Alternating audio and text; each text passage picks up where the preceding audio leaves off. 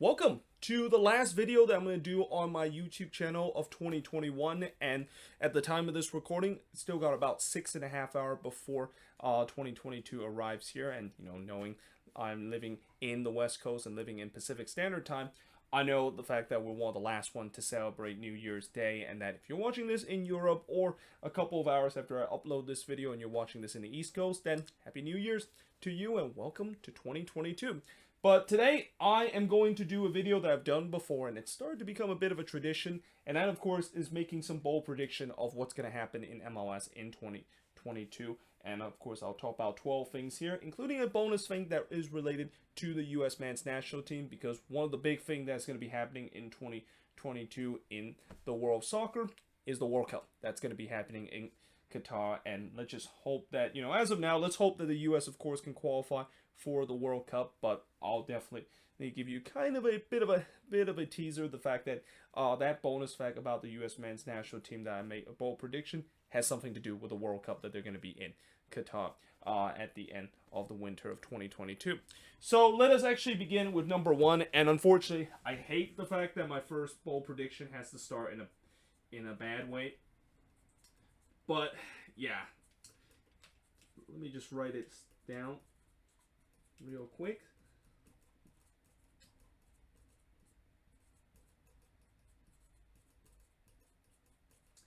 So yeah, Omicron will delay the start of the season or postpone games in the beginning of the season. And we know that we're still living in the world of a pandemic, and we know the Omicron variant has really hit everyone hard, especially here in the U.S., where cases is at an all-time high because of the Omicron variant. And we also see other leagues that have their regular season right now, the NFL, NHL, and even in the NBA has to postpone games because of players that just keep getting this new variant. And my only hope is that things are going to kind of calm down as we head into January and head into February, because if it doesn't calm down, MLS got a big decision to make in February. Like, they need to figure out whether or not they're going to once again delay the start of the season or maybe postpone games. I mean, the postpone games thing, I think that is more or less of something that it's inevitable to happen than a bold prediction, because we know that MLS is, I feel like if the season would have continued into the new year, there would have been cases that there's going to be games that is postponed. And we even had a first taste with the Philadelphia Union having a COVID outbreak, and now we kind of start feeling that maybe this is not just something that just kind of came out of the blue, especially when we see other leagues having teams suffer from COVID outbreak and have to postpone their game. But like I said, if this Omicron variant is not going to slow down, if cases doesn't start to drop, there could be a big decision that MLS is going to make to delay the start of the season. And it's going to be a tough decision too, because besides the fact that it's going to be frustrating that they have to push back the season and make the season very condensed, which means there's going to be a lot of midweek games. But knowing the fact that the World Cup is going to be happening in the winter, they have to finish the season in November. Like, there's no ifs or buts. They have to finish it, and we'll see whether or not if the season does delay further in, and if this thing doesn't slow down, there could be cases that we might not actually have a full regular season heading into next year. But like I said, let's just hope this bold prediction, I think out of all of them, is not going to happen, but we'll see how it is. Now, moving on to number two.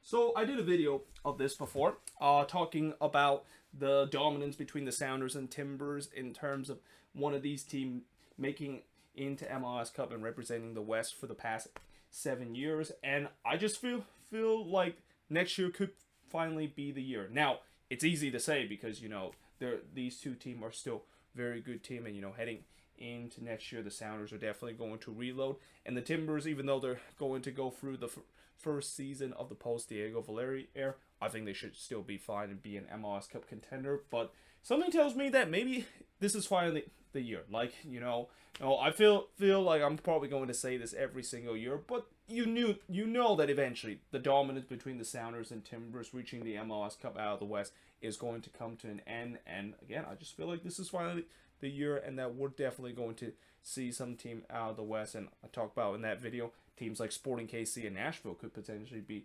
a high contender to finally end the dominance between the Sounders and Timbers reaching out of MLS Cup out of the West. But number 3, now this is a bold prediction.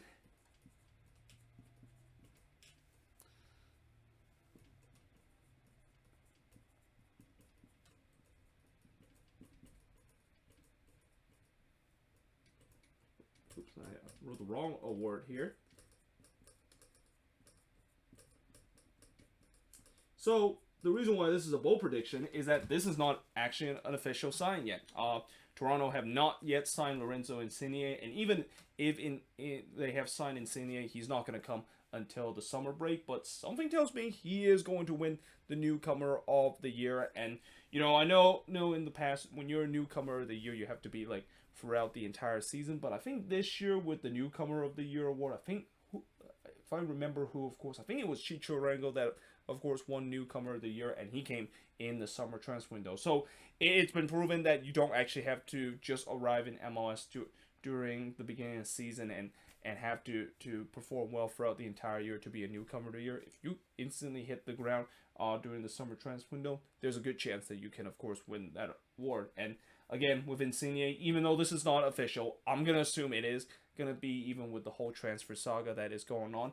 And, I think if Insigne is going to go to TFC, not only the fact that I feel like he could be the next Sebastian Giovinco, but he could easily be better than what Giovinco is for Toronto. I mean, he is considered one of the best winger in the league, and even though I know he is hitting it into his 30s, he's definitely still got a lot in the tank, and is going to make an instant impact to this TFC team alongside with Alejandro Pozuelo. And yeah, I think he's going to win newcomer of the year, but like I said, this we'll see if this move, of course, made, because if it turns out TFC no longer is interested in Insigne, then this bold prediction is already gone wrong. And I think the one thing I also say about these bold prediction is that it doesn't have to be correct. Like, there's a reason why it's called a bold prediction in this video. But nevertheless, at number 4, and here's another bold prediction.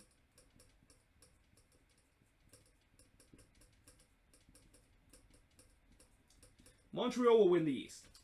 And the reason why I say that is because I feel like they're going to do what the Rapids did last season in the Western Conference, where, as good as we talk about the Rapids being a huge dark horse to be a good team in the West, nobody thought that they were going to finish first. And yet, they finished at the top of the standings on decision day, and it was a squad that was made of kind of a budget signing, kind of Moneyball approach, and basically got them to the top. Now, what Montreal has done, and in terms of their signing, they haven't really kind of approached that the same way as Colorado did. I mean, some of the signings that they really spent a lot of money in terms of the general allocation money. But the reason why I say it is that, Montreal has always been that forgotten MLS team, and I feel like this season they're going to prove people that, yeah, they not only exist, but they're also a team that can be competing in the East. Now, I know there's a lot of contender in the Eastern Conference for that top spot, including the team that, of course, won the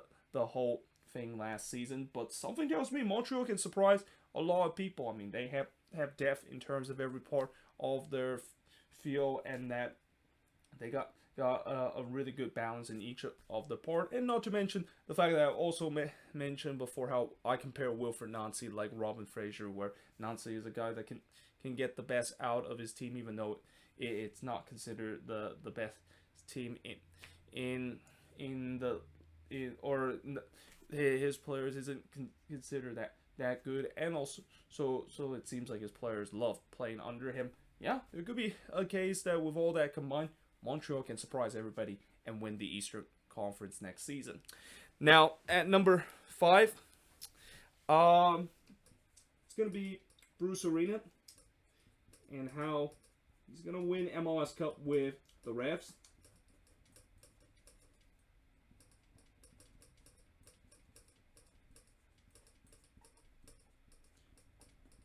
Yeah. So as we know, Bruce Arena is considered a legendary head coach, and that I won't be surprised down the line. Well, actually, I I will say that because of the fact that the coach of the year is already named under Ziggy Schmidt, there might be no chance that it's going to probably be changed to Bruce Arena. But there's no doubt that he is been a legendary head coach, and that many people call him kind of the godfather of American soccer. And there also has been whispered the fact that maybe next year could potentially be his last year in his coaching career before he step away from the game.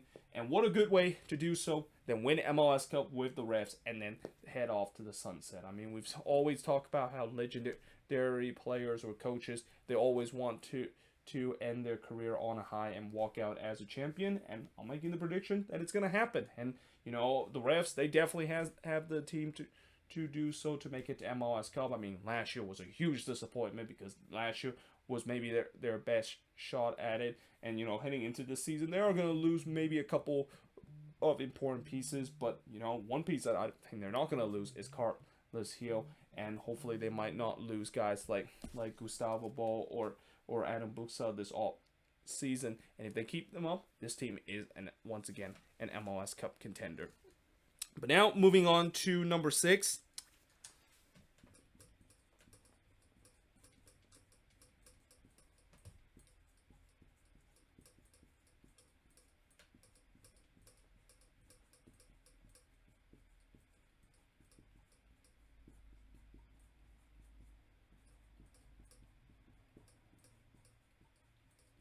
There could be more than 7 head coach being fired next season. So it feels like every single year the amount of head coaching turnover just continue to increase, and for a good reason. I mean, the league is being more competitive than ever before, and teams, especially GM, are more trigger happier than ever before in terms of firing their head coach if their fans demand to do so. So I feel like it could be the same case again where we could see more than 7 head coach being fired next season. And the reason why I chose the number 7 is that that's the amount of head coach that was fired this prior season. But yeah, there could be a case that we could once again see a quarter of the league will have their head coach not survive the end of next season and could potentially be on their way out of their door. So now moving to number 7.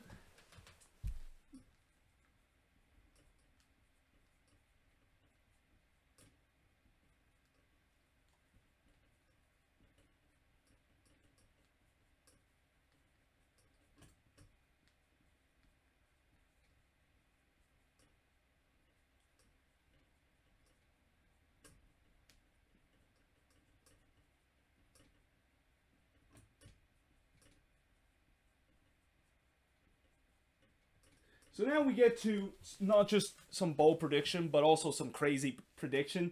And that, of course, is Phil Neville will not be fired next season and will guide this Inter Miami team to the playoffs. Now, last season, I talked about how Phil Neville was supposed to be the first head coach to be fired, and it's shocking the fact that he not only survived of not being the first head coach to be fired, but he's still with Inter Miami right now. And that's despite the fact that Inter Miami had a very underachieving season where they had like 2 6-game losing streak, and there was just times where you would see any other MLS team would potentially pull the trigger and fire Phil Neville. But there's just something about Phil Neville of him being in Inter Miami, and especially with the way that it seems like he is so connected to David Beckham, and it just feels like even it's gonna take a lot worse for Phil Neville to be fired. Like, unless if this team really bottom out or if there's some scandal that involved Phil Neville, it seems like it's inevitable that he's going to stay with Inter Miami. So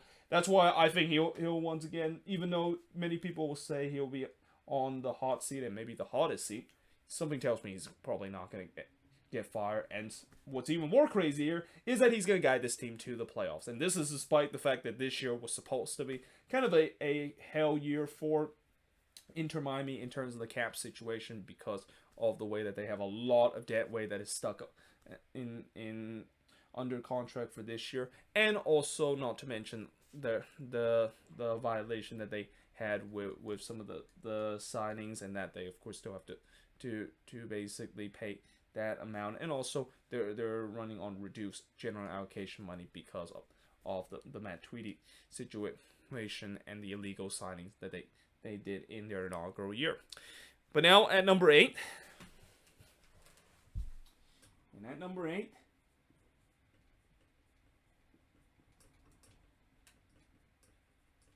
I'm going to predict that Charlotte FC will make the playoffs and will become, I believe, the 8th expansion team to make it to the playoffs in their expansion year.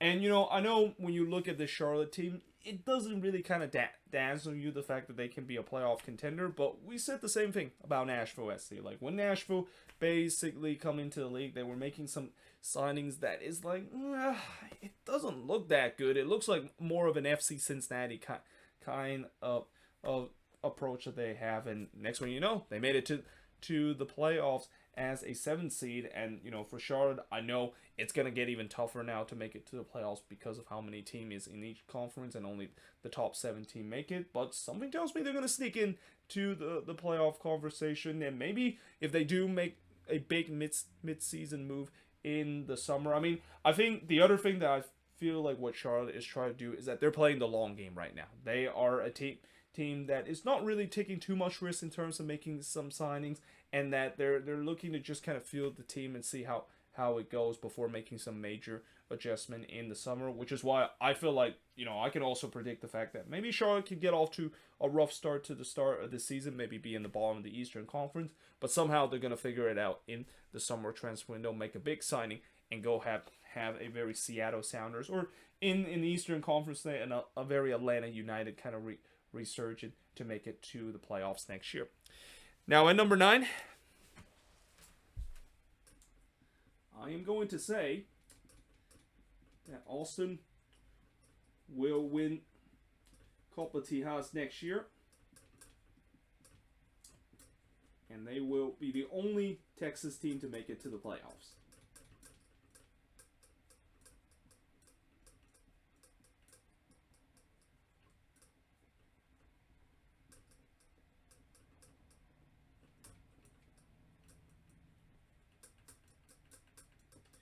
So this isn't really kind of a bold prediction, other than the fact that it's kind of something that a lot of people would predict that it can happen, knowing the fact that FC Dallas, they're going to lose their most important player in Ricardo Pepi, and there's a question whether or not if some of their youth players can step up and maybe make some good signing to improve the team. And then the Houston Dynamo is going for a rebuilding period with a new GM and a new head coach coming in. And I talked about last year how I was very impressed of how Austin looked, especially in the second half of the season. It feels like they finally got it right in terms of being a competitive team, and I just feel like it's going to carry heading into next season, and that they're going to win Copa Tejas, and they're actually going to make the playoffs. And again, I know it's going to be tough to make it to the playoffs, especially the West. Just like the East, it's going to be a bit of a bloodbath in terms of those last couple of playoff position. But something tells me Austin is going to be in there, and they're going to do what Nashville did, which, well, I wouldn't say they kind of did what Nashville did, but I'll say that they're going to try to do what FC Cincinnati did, minus the fact that FC Cincinnati continued to suck heading into the second year. Speaking of FC Cincinnati, I predict that Cincinnati, I'm not going to go with a crazy prediction to make to the playoffs.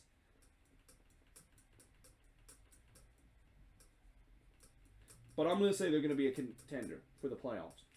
And again, under new GM Chris Albright, and under their new head coach and Pat Noonan, and it seems like FC Cincinnati is taking a very union way to approach this upcoming season. Something tells me that they're finally going to be respectable, and that they're not going to be that laughing stock of a team that win wooden spoon every single year. I mean, when you look at this FC Cincinnati team, I don't think it's a bad team. I mean, I think there were some unlucky situation that they had last year, but when you look at this team, there are some talent on this team, and especially now that Chris Albright arrived this team, and he's already started to work to build a decent team and hire a head coach that I think is going to get this team to be off the foot of the table. Yeah, I think FC Cincinnati is finally going to be a team that I wouldn't say people should fear because I think there's still a long way for them to be a playoff contender.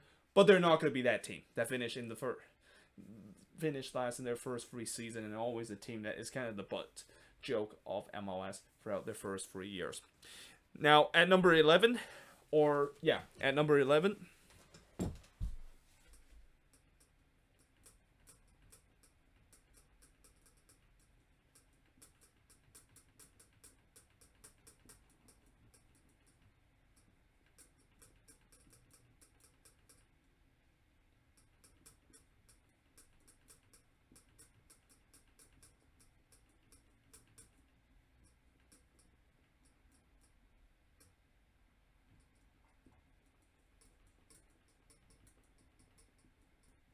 There will be playoff spot decided for both conference on decision day. So what that means is that there's still going to be playoff spot up for grabs for both conference heading into decision day. And this could be a prediction that can happen because we saw last year that in the Western Conference there was definitely some battle for the last couple of position. In fact, I actually will say that this prediction actually came true on decision day last year. Like last year, we had playoff position basically was still up for grabs for both of the conference, and I don't see how this is not going to happen again heading into next year. I mean, with the way that it seems like the league is starting to get better in terms of teams, could really be well, the parity is starting to show at least in the middle of the table. There could be a case where we can once again see that there's going to be some big battle, and especially with the way that I also thought last season, there was times where especially in the East, there was a logjam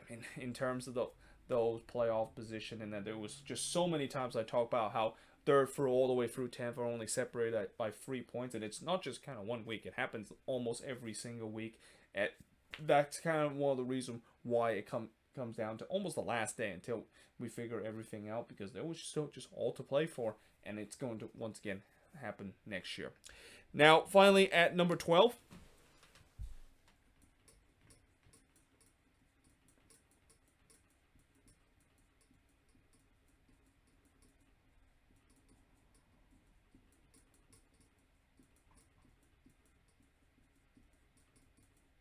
The Golden Boot winner will be someone that we did not expect to win the award. And last year with Tati Castellanos winning the Golden Boot, I mean, I know a lot of people know that Tati Castellanos can be a decent striker and he has that potential to do so, but I don't think a lot of people predicted that he was going to win the Golden Boot. And heck, if he didn't win the Golden Boot, who else could have won that Golden Boot? Ola Kamara. Nobody would have predicted that of course would happen than if Ola Kamara actually win the Golden Boot. And I feel like next year it's going to be the same case. Like, forget about Joseph Martinez or Carlos Vela of the world, or even got guys like Adam Buxo potentially winning the Golden Boot. How about guys that we probably have not heard of potentially winning the Golden Boot, and somehow they of course win it in the next year. And I'm not going to give names in terms of some of the candidates that I think is that unexpected player, because that's just kind of defeat the purpose of talking about someone that is unexpected. I'll just kind of leave it throughout the next season, and that I won't be surprised it's going to be someone that probably is not considered a player to win the Golden Boot, and they end up being contending for it and winning the whole thing by the end of the year. And then finally, we get to the bonus factor, because as I said, I promise this is going to be something about the U.S. men's national team.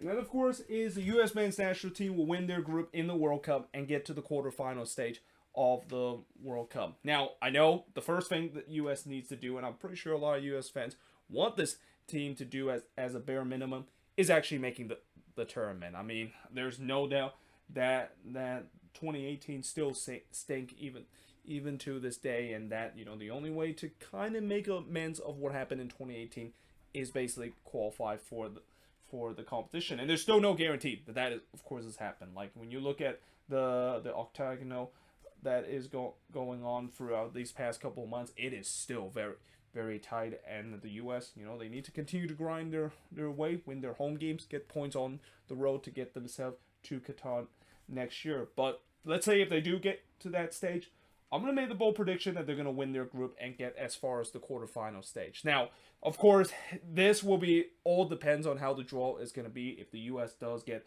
into a tough draw, then yeah, the likely chances of them winning the group is going to be slim. But let's say if they get an easy group, there's a good chance that they could win the group. And the other thing that I'll also say about the World Cup is that we've seen before where there are some teams where you don't expect to win the group when the draw has happened, and they end up surprising everybody to win the group. And especially with the way that I think there's a lot of people have started to talk about how the U.S. could be a underdog and could be a dark horse heading into the World Cup with just so many young talented players that is going to do well for this team. And that I do also believe that this next batch of U.S. men's national team player is going to be even better than the last one. And the last one was considered the golden generation of the U.S. men's national team, but I think this one is going to be even better, and that there is no doubt that they can definitely beat some of the best team in the world, and that they can, of course, even if they do get into a tough group. Well, I said before that if they get through a tough group, then their chances of winning the group is slim, but you never know. I mean, the World Cup, there's only 3 games in the group stage, and you can, of course, get points and get wins in those 3 games no matter how it's going to be.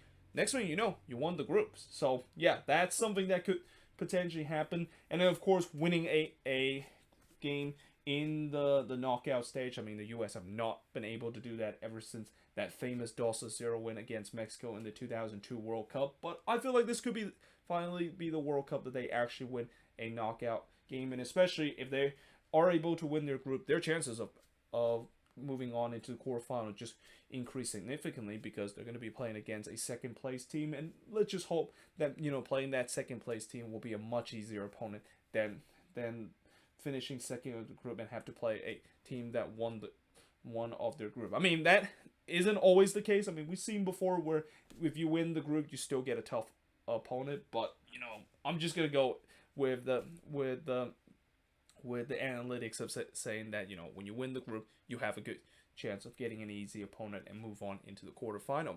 But there you have it. That is pretty much it for my 12 bold prediction and my bonus prediction of the U.S. men's national team heading into next year. Let me know in the comments below, what do you think of these bold prediction, and let me know in the comments your bold prediction of what's going to happen in MLS in 2022 and also with the U.S. men's national team. But until then, hope you guys enjoy this video. If you do, make sure you guys leave a like, smash the subscribe button, and Happy New Year to everybody. And yeah, I of course will see you guys next time.